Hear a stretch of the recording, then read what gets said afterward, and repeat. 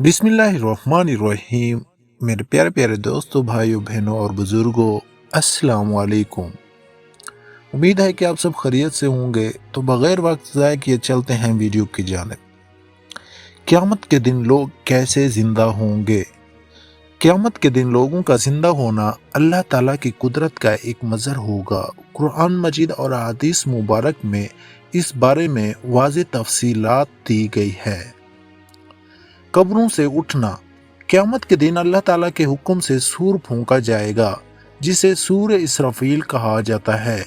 इसकी आवाज़ सुनकर तमाम मुर्दे अपनी कब्रों से जिंदा होकर उठ खड़े होंगे। कुरान करीम में इरशाद होता है, फिर जब दूसरा सूर फूंका जाएगा तो वो एकदम खड़े होकर देखने लगेंगे। जिस्मों के दोबारा तख्लीक। अल्लाह ताला मुर्दा जिस्मों को दोबारा उसी हालत में पैदा करेगा चाहे वो मिट्टी में मिल चुके हों। कुरान मजीद में फरमाया गया, क्या इंसान ये गुमान करता है कि हम उसकी हड्डियों को इकट्ठा नहीं करेंगे? हाँ, हम उनकी पूर दुरुस्त कर देंगे।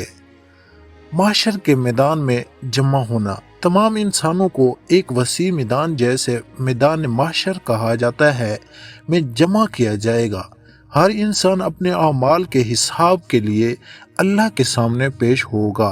कुरान में जिक्र है, और ज़मीन अपने रब के नूर से चमक उठेगी और किताब रखी जाएगी और अम्बिया और गवाह लाए जाएंगे और लोगों के दरमियान हक के साथ फैसला किया जाएगा। आमाल का हिसाब। लोगों को उनके आमाल के मुताबिक अज्जा या सज़ा दी जाएगी। नेक लोगों को जन्नत और गुनाहगारों को जहन्नम का सामना होगा। ये सब अल्लाह की कुदरत से होगा, जैसा कि वो बार बार कुरान में फरमाता है कि इंसान की तख्लीक और क़यामत के दिन दोबारा ज़िंदा करना उसके लिए आसान है। अगर मेरी वीडियो अच्छी लगी हो तो मेरा चैनल ज़रूर सब्सक्राइब कीजिए और बेल आइकन के निशान को भी ज़रूर दबाइए। अल्लाह हाफिज़, अपना ख्याल रखिएगा।